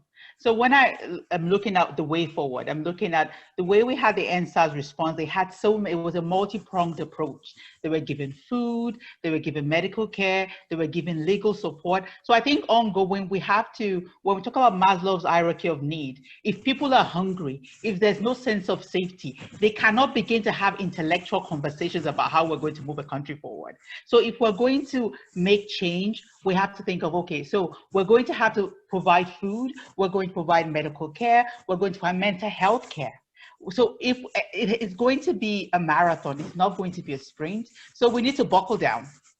That is the truth. This stuff is not going to end in 1 year. It's not going to end in 2 years. If we're going to have real systemic change, this is going to be a marathon. So we're going to have to come up with different ways when they're thinking about being part of the political process. How are they going to help with the food? How are they going to help with jobs? How are they going to help with sense of identity? I think that we have a real chance here. I think we have a generation who's ready to do the work. So I think that if, as people are, you know, I've lived in Nigeria over 20 years. So I speak for someone who's looking kind of almost like looking from the outside in. And so for those who are home, please know that this is not a sprint, it's a marathon. But that if we stick to it and we do it, we will have change. We definitely will have change. So thank you. Thank you very much. Okay, Professor Agina, 30 seconds about what recommendations, or if you want to pass. Well, just let me put in my own a couple of thoughts. I think this has been very enriching, but like I said in the beginning, the fundamental problem is failure of leadership, and how do you actually develop, you know, a trust, you know, in governance? That's what this is all about, you know. So I agree with my what most people have said, but unfortunately, historically in Nigeria, you know, this hasn't happened. And if you look at what the past leaders have said, somebody like Olusegun Obasanjo, for instance, who actually had to even do record the speech and the broadcast and, you know, advising the government what to do. But the question to put to him was when he was president. The same thing happened in Zakibian. The same thing happened in Odi, for instance, in Odi, in the River State. So we're going to see more and more of these kinds of, you know, reckless, you know, behavior on the part of government. But there's a gleam of hope, you know, just like most of my colleagues have said.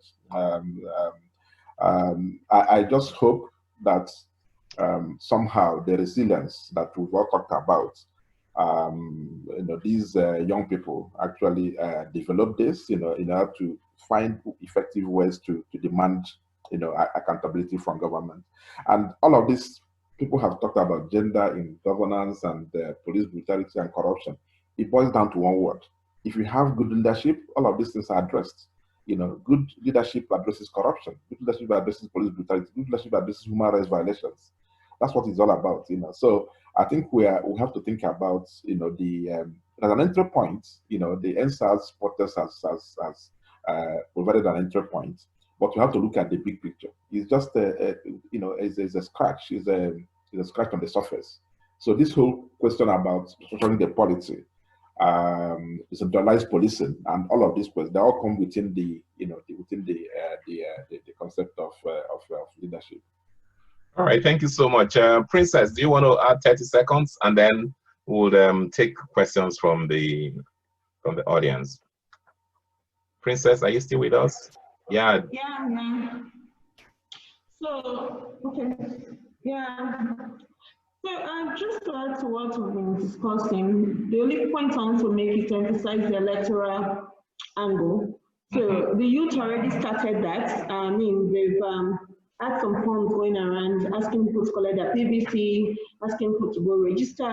They've also been pushing for inept to start registration already. And I think, like some of us have made the point here, the protest is still on, and they're taking it to 2023. They're realizing the power of elections, they're realizing the power to hold positions, and they're willing to go all up. And I'm happy how they've started. The thing would be how they take the, like, you know, understanding that this is a marathon, like Yeji had said, and the whole idea of maybe probably having practical practical approach to it in terms of short-term, middle-term, and long-term goals and what they're expecting the results to be. But electoral aspect, I think, is important, and I like what is already happening in terms of this awakening, and election participation, and the understanding that electoral choices do have consequences. Thank you.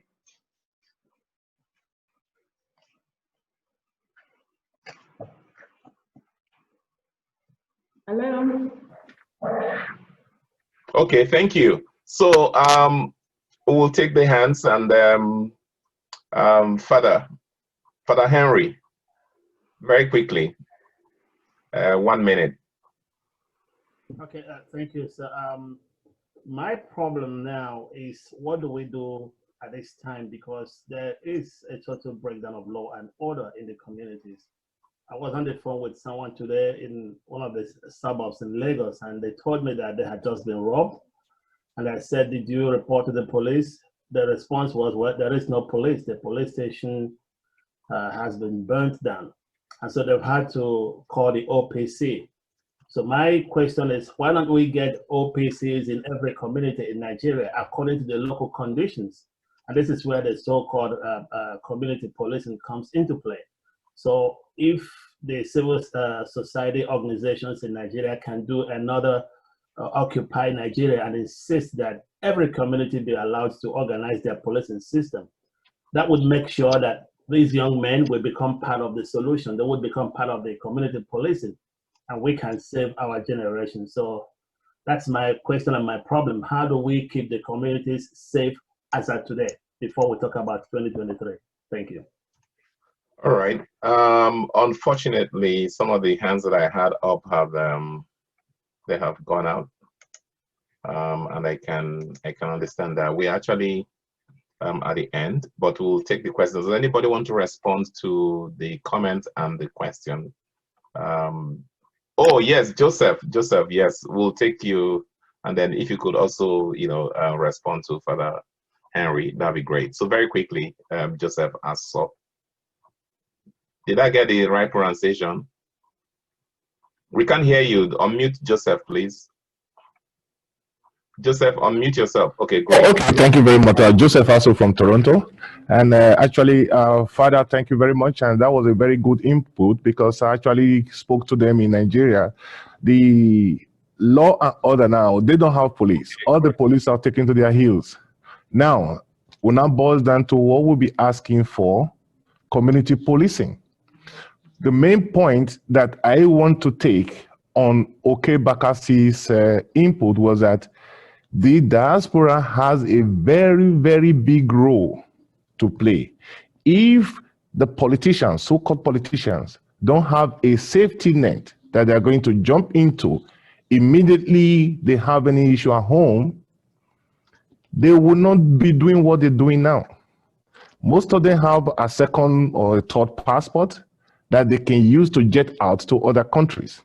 And secondly, there's this point that Abdul raised, that some of the people who they were fighting or who they are supposed to be fighting for were part of the government.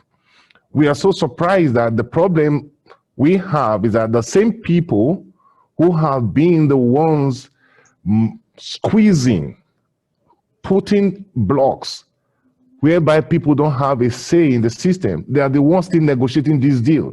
A case in point, if we are here now, we still have that some people are still in government and they are still negotiating. You cannot be a judge in your own case. So I believe that we should have what we call a new structure whereby people, the youth, so to speak, will have a say and let new people have a national conference. The government made a very big blunder without calling a national conference of all the members of the House of Assembly, House of Representatives as an emergency situation to address the issue when it started. They were thinking that they could handpick a certain group of people the usual way, take them to hotels and let them be taken care of. But at this point in time, the diaspora needs to have a very strong voice, making all our embassies to be aware about the people who are jetting and using the foreign countries as a safe haven, and individual communities should now come out to be organizing their own so-called vigilante, which may transform to our policing. Thank you. All right. Thank you so much. We actually have come to the end, but I would have seen that these hands have been up for so long. I'm going to give them 30 seconds. So we'll have Korode, and then we'll take a Funsho, and we'll take Solomon. So if you take 30 seconds, that's just going to be 1.5 minutes. Kindly keep it pretty short. So Korode, over to you. Okay, good afternoon. Can you hear me? Yes, we can hear you. Can you hear me? Oh, yes, great. Please. Thank you for the opportunity. I'm so excited to be here to learn from the elders. And thank you for your patience. Forward, what we need to do. Thank you, sir. So I think the way forward, one thing the NSAS protest has done for us is to bring us together as one people. And the force of our togetherness got the government scared. We still have that. We can't afford to lose that. The strategy we started with to have no leadership is a perfect one. However, we have come to the point where we need to present some form of representation. And we need to stay together, not state by state. They are going to divide us that way. We can't do going state by state. They're going to divide us. We stay together. Now, a lot of the youth keep saying, because of ignorance, I would say, that the old generation didn't do enough, blah, blah, blah, blah. I mean, from what we heard today, some of you have been fighting for the past 30 years. And here you are today. So to say that the old generation did not do enough is just because of ignorance. So we need the wisdom of the elders.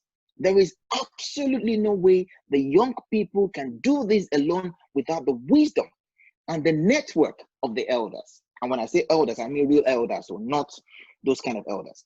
So we need the wisdom, yes, and the network of the elders. Look at you here. So like somebody has mentioned, we have to put pressure from every angle, from the diaspora, from AU, from ECOWAS, every point. We've got to put pressure. Now, there needs to be some level of representation. Now, and for this to happen, this is what I personally suggest.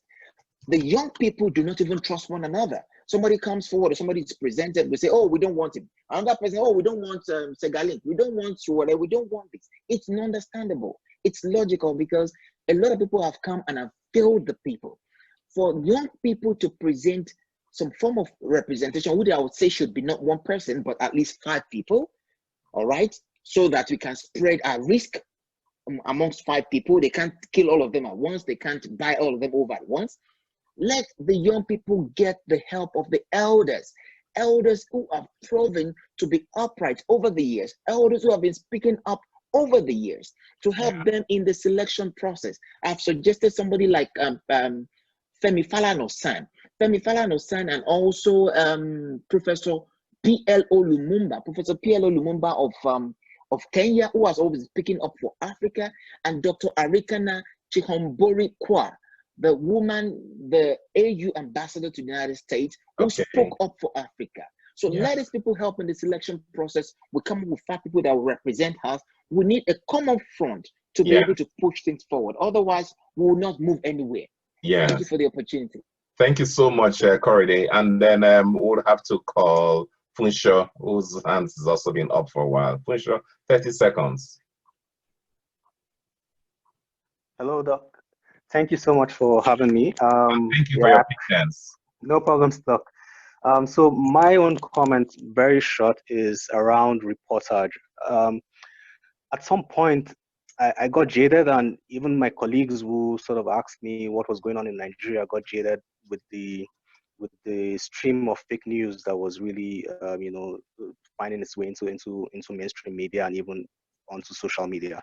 I think what we need to do is, especially for us in diaspora who rely on information going on, over social media, we need to verify. We need to constantly check that the information we're sharing and consuming is valid and accurate. Especially because we saw the amount of carnage and wanton destruction that eventually went on just by virtue of fake news, seeping through into our consciousness, and that's one important point that we need to bear in mind, just to give validity and credence and lend credence to our aspirations and our agitations. Thank you. All right, thank you, JP. I see that you've had your hands a very long time. Are you ready to 30 seconds? JP, he has left the room. Okay,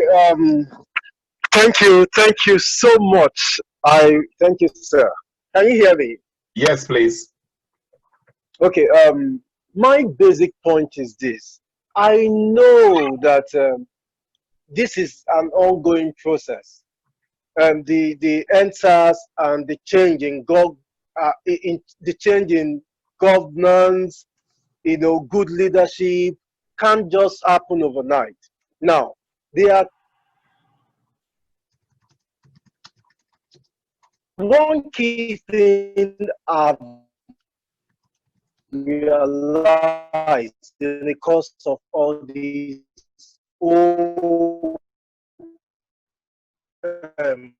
process. There are two kinds of youth.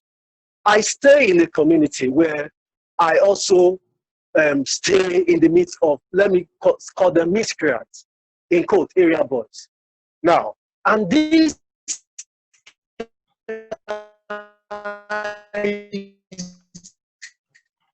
are being used by our so-called politicians to tell you for the truth that House of Reps.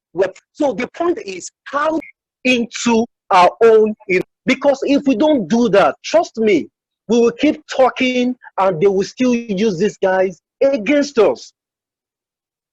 How do we? So my question is even, way forward. How do we partner with organizations, to sensitize these people, to let them know that they are being used, and let them have an understanding that, see, they can actually be part of the process of causing a change and betting a new Nigeria. That is my point. Thank you. All right, thank you so much. I will just say quickly, we have run out of time, seriously, but I'd like to give Solomon the opportunity. Just 30 seconds, Solomon. And Mr. Dokbayi, I see that. And that will be the final. I'll let the Dokbayi, and that will be the end of it, because we're actually up to the hour right now. It's 2:01. Solomon, 30 seconds, and then we'll take thank you, 30 seconds. Thank you, Mr. Moderator. Thank you, Professor Bao, for inviting me. This has been a very interesting conversation. I've made some written comments already, and I will not want to repeat that at this time. However, just to respond briefly to Father Henry's suggestion, I think that there are many things about reforming the police, and we need to understand that many of these things require maybe a little more thinking, but also requires us to dig into the thought we have had previously on this subject. Now, what do I mean? During the 1957-58 Constitutional Conference, which led to our 1960 Constitution, this matter was discussed extensively. In 1957, the conference already agreed on regional police. It was almost like a done deal. It set out there. When the conference reconvened in 1958, it changed entirely. And that was thrown out, and we have what we have now, that is a central police force, only one police force, allowing for a little bit of exception for local government police at that time. And now what happened?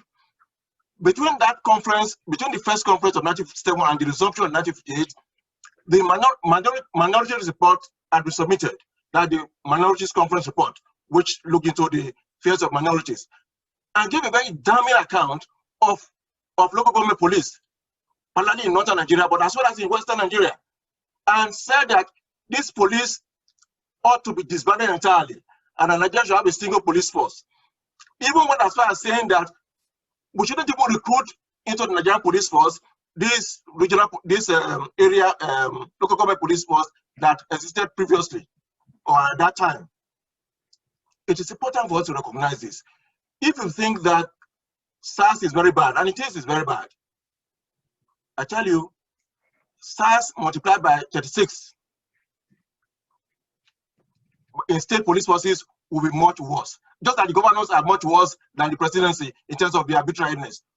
What is important, and I accept the idea entirely of having local police forces. Everywhere in the world, you have police in local units, cities and municipalities, and maybe a little bit of regions.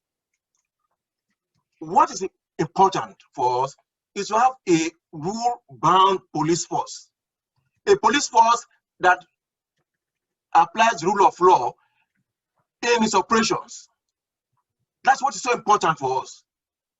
And once we have that template, we can apply to whether local police, community police, or a central police, whatever we want to have. But let us have a rule-bound police force. That is the key to police reform. Thank you. I think that you have made very great points, and it just shows how much it's been a jigsaw, the back and forth of the Nigerian experience. Some people are already saying in the chat that the communique we should be issuing should be very blunt, and I'm like, we're not Taliban, you know? So we do get a passion, and then the points, it's really crazy and so annoying. But I don't want to speak now; it's on my tongue. So Mr. Edokwayi Clement, please kindly keep 30 seconds. That way, I'll be so happy, and we'll be happy that we're giving almost everybody who wanted to speak opportunity to talk. Please go ahead. Yeah, I want to thank you so much for this. I was invited by my very good friend, Bonnie. You know, just a couple of minutes before 8, and I said, okay, I will just join almost immediately. Thank you for joining us. So I waited for it. So just to say this, there's so much to say about this. You know, some of us stayed back to fight for a very long time before we moved down here. I'm speaking from Toronto, Canada.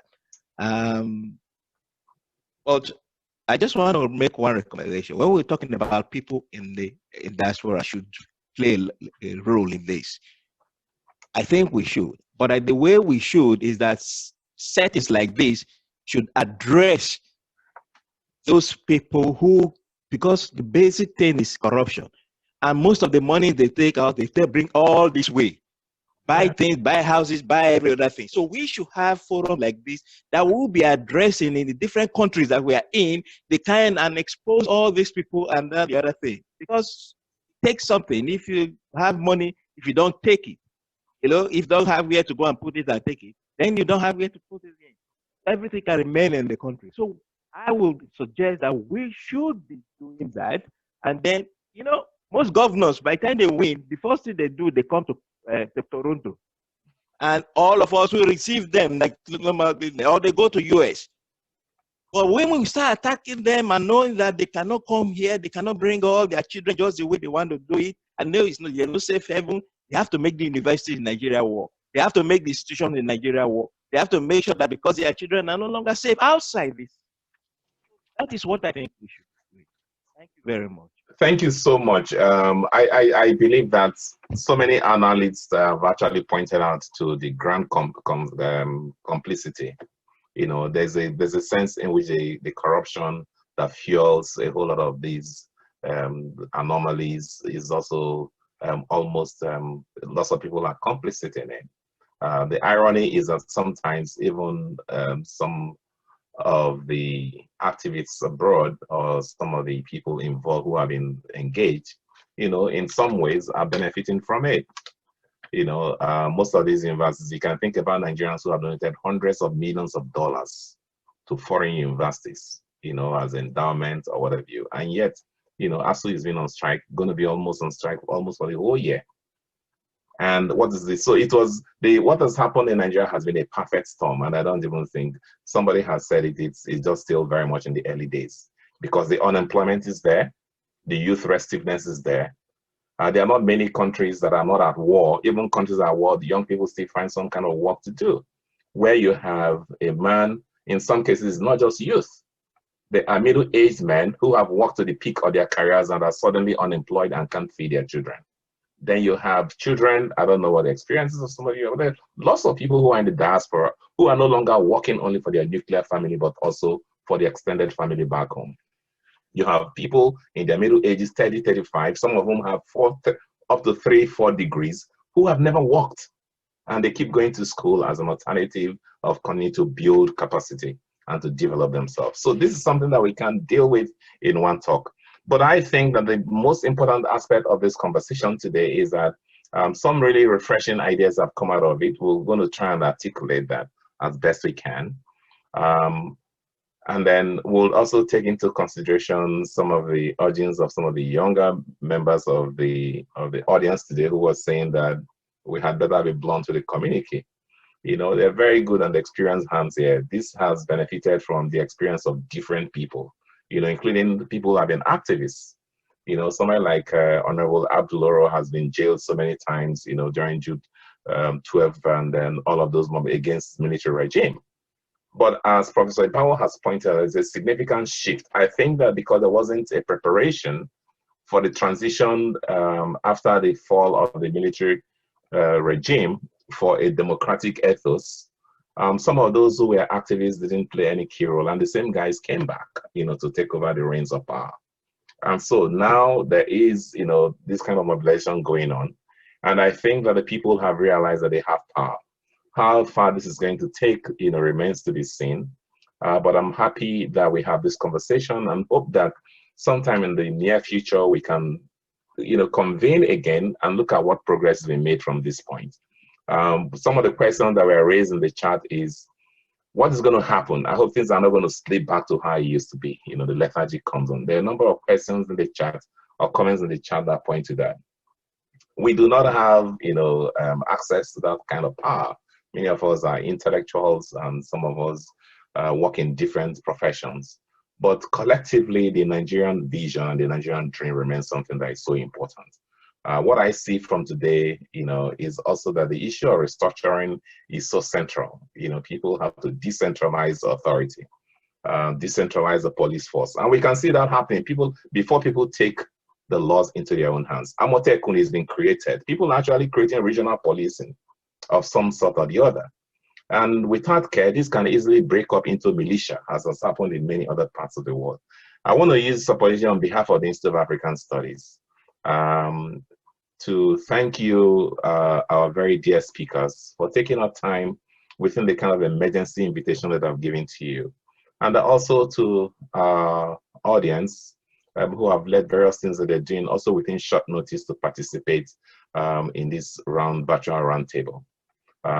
From your various locations in the United States, in Nigeria, in Europe, and in North America, we all share the same vision. If there's one thing that we'll take away from this whole EndSARS protest, is the idea that when there is a common interest, as has happened, people no longer see themselves in terms of Christian, Muslim, Igbo, Hausa, Yoruba, Edo, or what have you, but it is a common interest on the human survival. I think this is so huge, and this is reflected in the compassion that lots of people have put in, the kind of sacrifice that have also been put in. And then I think something that I would want us to keep in view, and if any of you has any ideas, can also talk to me. I don't know, many of you who might have connections or have experience with the kind of way that we can help somewhere like DJs switch, or ways that we can, you know, in a tactical and strategic way, be able to support, even if it's intellectually or in terms of ideas, to the group who are still mobilizing and they're working towards a better Nigeria at a great cost, personal cost and sacrifice. So I would like to thank you once again for honoring our invitation, and then I wish you all the best in your various endeavors. Thank you for being great speakers and audience.